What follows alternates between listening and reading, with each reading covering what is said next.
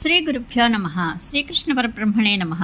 శ్రీమద్ భాగవత్ మహాపురాణమునందలి దశమస్కంధంలోని ఉత్తరార్థమునందు 22వ అధ్యాయం ప్రారంభము. ఈ అధ్యాయంలో ఉద్ధవుని సూచనపై శ్రీకృష్ణ భగవానుడు ఇంద్రప్రస్థ నగరమునకు చేరి పాండవులను కలుసుకొనిన విశేష విషయములను తెలుసుకుందాము. శ్రీశకుడు నుడివెను. పరీక్షణ్ మహారాజా శ్రీకృష్ణుని మాటలను విన్న పిమ్మట ప్రజ్ఞాశాలి అయిన ఉద్ధవుడు సభాసదుల యొక్క అభిప్రాయములను, నారదుని యొక్క సూచనలను, శ్రీకృష్ణుని మనోగతమును అవగాహన చేసుకొని ఇట్లు నుడివెను. కృష్ణప్రభు నారద మహాముని తెలిపినట్లు రాజసూయ యాగములకు సంకల్పించి ఉన్న ధర్మరాజునకు సహాయపడుట కర్తవ్యమే. అట్లే శరణగోరిన రాజులను రక్షించుటయు ముఖ్యమే. దేవా, సమస్త దిక్కుల యందలి రాజులను జయించిన పిమ్మటనే రాజసూయ యాగమును ఆచరింపవలసి ఉన్నది. కనుక జరాసంధుని జయించుట వలన పాండవుల మహాయాగమును నిర్విఘ్నముగా నిర్వహించుటకు తోడ్పడినట్లును, ఆ శరణార్థులను కాపాడినట్లును కాగలదు. అట్లనర్చినచో అది ఉభయతారకమగునని నా అభిప్రాయము. గోవింద, జరాసంధుని ఓడించుట వలన మన మహాలక్ష్యము నెరవేరును. దానివలన బంధితులైన రాజులకు విముక్తి కలుగును. నీ కీర్తి ప్రతిష్టలు ఇనుమడించును. కృష్ణ, శక్తి సామర్థ్య విషయములను గూర్చి వివరింపవలసి వచ్చినచో జరాసంధుడు 10,000 ఏనుగుల బలము గలవాడు. ఈ విషయమున అన్ని విధములుగా అతనితో సరితూగగలవాడు భీమసేనుడు మాత్రమే. ఆ భీముడు తప్ప బలవంతులైన ఇతర రాజులెవ్వరునూ ఆ మాగధుని ముందు నిలువజాలరు. మిగుల శక్తిశాలి అయిన జరాసంధుని జయించుటకు ద్వంద్వయుద్ధమే కర్తవ్యము. అంతేగాని 100 కొలది అక్షౌహిణుల సైన్యములతో వెళ్ళినను అతనిని గెలుచుట అసాధ్యము. అతడు మిగుల బ్రాహ్మణ భక్తి గలవాడు. బ్రాహ్మణులు దేనిని అభ్యర్థించినను అతడు వారి ప్రార్థనను ఎన్నడూ త్రోసిపుచ్చడు. పురుషోత్తమ, అందువలన భీముడు బ్రాహ్మణ వేషమును ధరించి అతనిని ద్వంద్వయుద్ధమును అభ్యర్థింపవలెను. నీ సన్నిధిలో భీముడు జరాసంధునితో ద్వంద్వయుద్ధమునకు దిగినచో అతడు వానిని తప్పక వధింపగలడు. ప్రభు, నీవు సర్వశక్తిమంతుడవు, సర్వేశ్వరుడవు. నీ రూపము అప్రాకృతమైనది. నీవు కాలస్వరూపుడవు. ఈ విశ్వము యొక్క సృష్టిలయములు నీ శక్తి వలననే కలుగుచున్నవి. సృష్టి విషయమున బ్రహ్మదేవుడు సంహారమునందు సర్వుడు నిమిత్తమాత్రులే. అదే విధముగా జరాసంధుని వధ నీ మహత్వము వలననే జరుగును. భీముడు కేవలము నిమిత్తమాత్రమే. పరమపురుష, నీవు రామావతారమున లోకకంటకుడైన రావణుని వధించి అతని చెర నుండి జానకీదేవిని రక్షించితివి. రావణుని వధతో తమ బాధలు తొలగిపోయినందులకు మరియు ముసలిబారి నుండి గజేంద్రుని కాపాడిన నీ లీలావిలాసములకు మునులు నిన్ను కీర్తించిరి. శంఖచూడుని హతమార్చి గోపికలను కాపాడినందులకు ఆ వ్రజభామినులను కంసుని చంపి దేవకీ వసుదేవులకు విముక్తి కలిగించినందులకు మేమును నిన్ను ప్రస్తుతించితిమి. అట్లే ఆ జరాసంధునిచే బంధితులైన రాజుల యొక్క పత్నులు తమ శత్రువు వధింపబడి ఉన్నందులకును తమ ప్రాణేశ్వరులకు విముక్తి కలిగినందులకును పొంగిపోవును. నీ నిర్మల యశోవైభవమును స్తుతించుచు తమ గృహములయందు పారవశ్యంతో గానము చేసెదరు. కృష్ణప్రభు జరాసంధుడు వధింపబడుట వలన పెక్కు ప్రయోజనములు సిద్ధించును. బహుశా ఆ రాజుల అదృష్టము ఫలించుటచే గాని, జరాసంధుని పాపము పండుట వలన గాని అతని వధ జరిగితీరును. తత్ఫలితముగా ధర్మరాజు యొక్క రాజసూయ యాగము నిర్విఘ్నముగా నెరవేరును. అది నీకును అభిమతమే కదా. కావున నీవు ఇప్పుడు ఇంద్రప్రస్థమునకు వెళ్ళుటయే సముచితము. శ్రీశకుడు పలికెను. పరీక్షణ్ మహారాజా, ఇట్లు ఉద్ధవుడు పలికిన మాటలు మిగుల దోషరహితములు, శుభావహములు, అన్ని విధములుగా హితకరమైనవి. అంతటా దేవర్షియకు నారదుడు, వృద్ధులైన యదువంశీయులు, శ్రీకృష్ణుడు అతని మాటలను ఆమోదించిరి.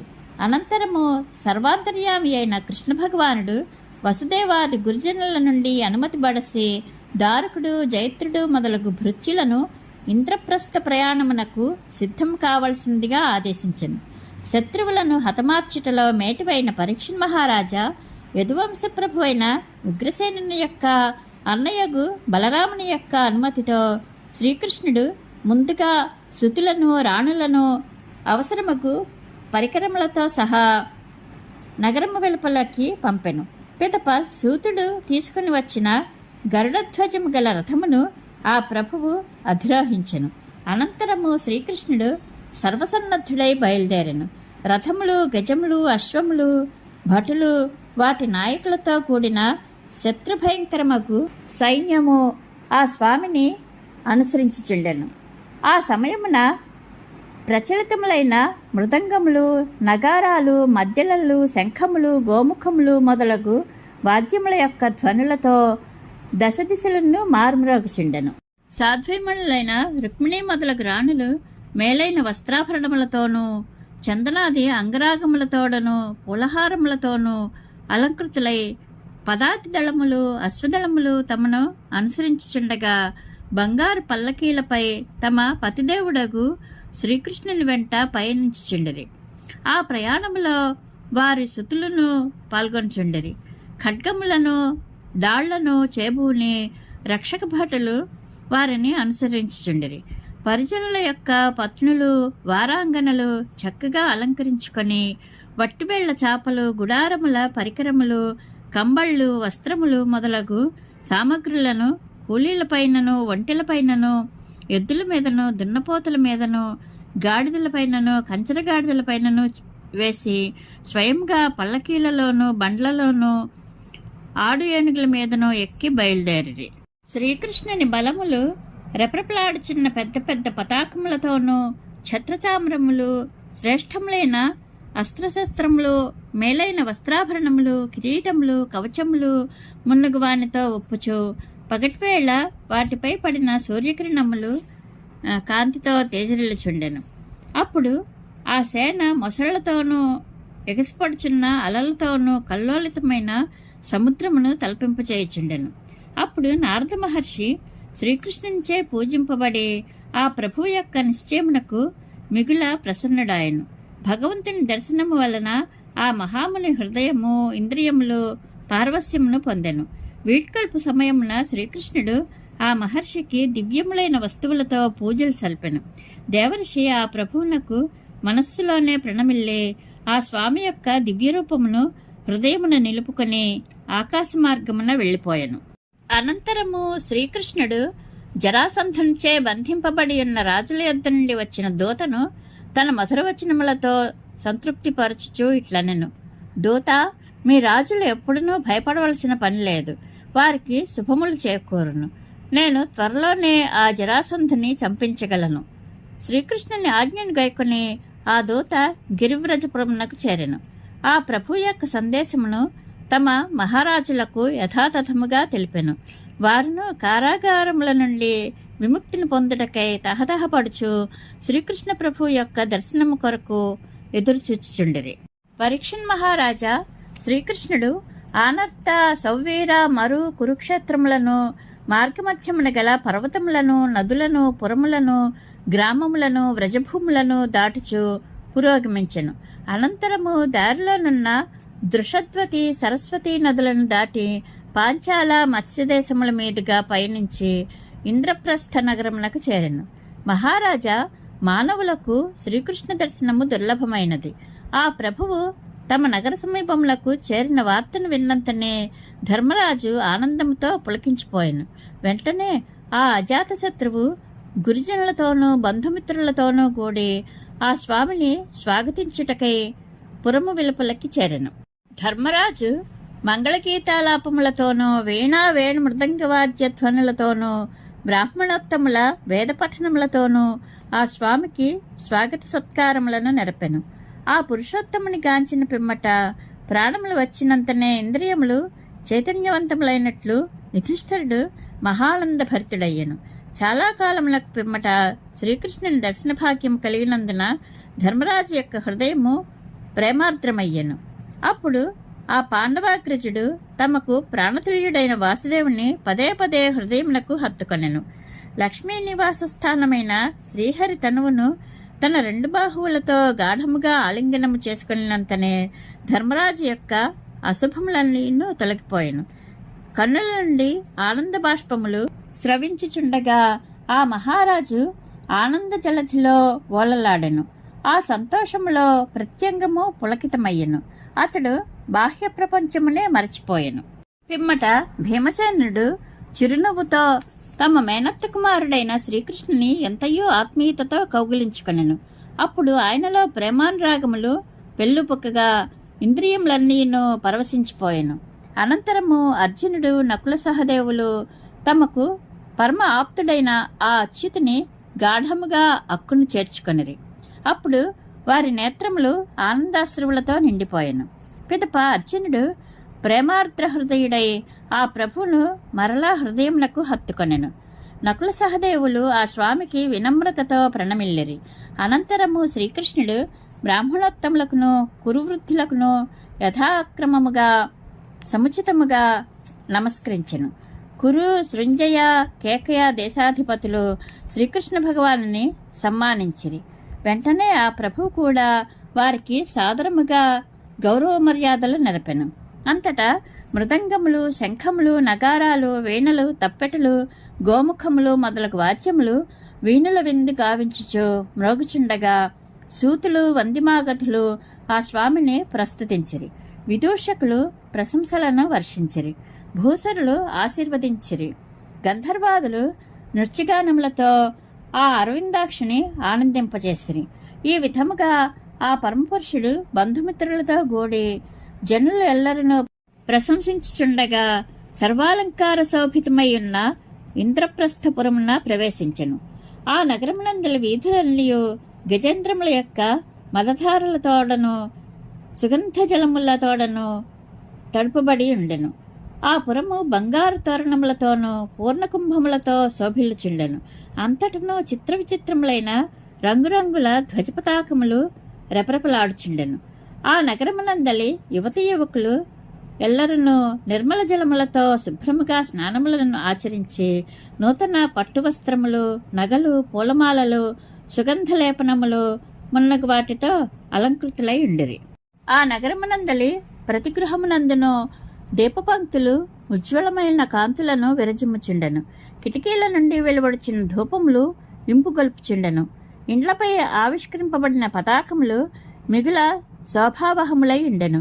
గృహముల పైభాగములు బంగారు కలసములతోనూ వెండి శిఖరములతోనూ విరాజిల్లుచుండెను. అట్టి భవనములతో తేజరిల్లుచున్న పాండవ రాజధానిని తిలకించుచు శ్రీకృష్ణుడు ముందునకు సాగెను. రూపలావణ్యములచే అత్యంత దర్శనీయుడైన శ్రీకృష్ణుడు రాజవేధియందు ప్రవేశించినట్లు విని నగరమునందలి తరుణీమణులు ఆ పురుషోత్తముని దర్శించుటకై తమ గృహకృత్యములను అన్నింటినీ వదలి తల్పమునందు గల భర్తలను వీడి త్వరగా విచ్చేసిరి. ఆ ప్రభువును చూచుటకై మిగుల ఉత్సాహముతో కదిలి వచ్చుచుండగా వారి కొప్పుల ముడులను దుకూలముల నీవే బంధములను సడలిపోవచుండెను. ఆ రాజమార్గమునందు గుంపులు గుంపులుగా వచ్చుచున్న చతురంగ బలములతోనూ సతీమణులతోనూ కూడి ముందునకు సాగుచున్న శ్రీకృష్ణుని గాంచి ఆ నగర స్త్రీలు ఇండ్ల పైభాగములందు చేరి వారిపై పూలవాన కురిపించిరి. వారు ఆ ప్రభువును తమ మనస్సులలోనే ఆలింగనము చేసుకుని దరహాసములతో కూడిన చూపులతో సుస్వాగతము పలికిరి. రాజవేధి అందు చంద్రునితో కూడి తడుకులేనిడి తారల వల్లే ఒప్పుచున్న శ్రీకృష్ణుని పత్నులను చూచి ఆ నగరమునందలి నారీమణులు తమలో తాము ఇట్లు అనుకొనసాగిరి. సఖులారా, సౌభాగ్యవతులైన ఈ రాణుల పుణ్యమును ఏమని చెప్పవచ్చును? పురుషోత్తముడైన శ్రీకృష్ణ భగవానుడు తన మధుర దరహాసములతోనూ విలాసవంతములైన కటాక్షములతోనూ చూచుచు వారి నేత్రములకు పరమానందమును కూర్చుచున్నాడు. ఈ విధముగా శ్రీకృష్ణ పరమాత్మ రాజమార్గమున కదులుచుండగా సంపన్నులైన పురప్రముఖులు, వృత్తిపనివారు ఆ స్వామిని సమీపించి సుగంధ పుష్పతాంబూలాది మంగళ ద్రవ్యములతో ఆ ప్రభువునకు పూజలనర్చుచు స్వాగత మర్యాదలు నెరపిరి. అంతటా అంతఃపుర స్త్రీలు శ్రీకృష్ణుని దర్శనమైనంతనే పరమానంద భరితములైన లోచనములతో ఆహ్వానించిరి.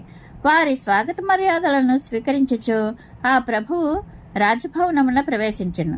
ముల్లోకములకు ప్రభువు తనకు మేనల్లుడును అయిన శ్రీకృష్ణుని గాంచినంతనే కుంతీదేవి హృదయము సంతోషముతో పొంగిపోయెను. వెంటనే ఆమె తన తల్పము నుండి లేచి తన కోడలకు ద్రౌపదితో కూడి ముందునకు వచ్చెను. పిదప ఆమె ఆ స్వామిని తన అక్కున చేర్చుకొనెను. అంతటా దేవదేవుడైన శ్రీకృష్ణుని తన అంతఃపురమున ప్రవేశపెట్టి యుధిష్ఠిరుడు నిర్భరానంద భరితుడై తనను తానే మర్చిపోయాను. ఆ స్థితిలో ఆ పరమాత్ముని పూజ ఏ క్రమమున చేయవలనో కూడా అతడు ఎరుగులేకుండెను. పరీక్షణ్ మహారాజా శ్రీకృష్ణుడు తన మేనత్తయ్యకు కుంతీదేవికిని గురుజనుల పత్నులకును నమస్కరించెను. పిమ్మట ఆ స్వామికి చెల్లెలైన సుభద్రయు ద్రౌపదియు ఆ పరమపురుషునకు ప్రణమిల్లిరి. అత్తగారైన కుంతీదేవి ఆదేశముతో ద్రౌపది కృష్ణుని పత్నులైన రుక్మిణి, సత్యభామ, భద్ర, జాంబవతి, కాళింది, మిత్రవింద, లక్ష్మణ, నాగ్నజితి అను సాధ్వీమణులందరినీ ఇంకనూ వారితో కూడి విచ్చేసిన ఇతర రాణులను వస్త్రాభరణములతో, హారములతో, చందనాదులతో భక్తిపూర్వకంగా పూజించెను. పిదప ధర్మరాజు శ్రీకృష్ణునకును ఆ స్వామి యొక్క పత్నులకును సైన్యములకును అనుచరులకును అమాత్యులకును సుఖకరములకు నూతన సామగ్రులతో వసతులతో కూడిన విడుదలను ఏర్పాటు చేశాను. కృష్ణ పరమాత్మ ఇంతకుముందు అర్జునుడితో కూడి అగ్నిదేవుడు ఖాండవనమును దహింపచేయుటకై సహాయపడి ఆయనకు సంతృప్తిని గూర్చెను. ఆ అగ్ని ప్రమాదము నుండి మయుని రక్షించెను. ఫలితంగా శ్రీకృష్ణుని ఆజ్ఞ మేరకు ఆ మయుడు యుధిష్ఠిరునకు ఒక దివ్యమైన సభాభవనమును నిర్మించి ఇచ్చెను. పిమ్మట శ్రీకృష్ణ ప్రభువు ధర్మరాజునకు సంతోషమును కూర్చుటకై ఇంద్రప్రస్థమున కొన్ని మాసముల పాటు నివసించెను. ఆ సమయమున ఆ స్వామి అర్జున సమేతుడై రథమును అధిరోహించి సేవకులతో సహా విహరించెను. ఇది శ్రీమద్ భాగవత మహాపురాణమునందలి దశమస్కంధంలోని ఉత్తరార్థమునందు 22వ అధ్యాయము సంపూర్ణము. శ్రీకృష్ణానుగ్రహ ప్రాప్తిరస్తు. శుభం భూయాత్.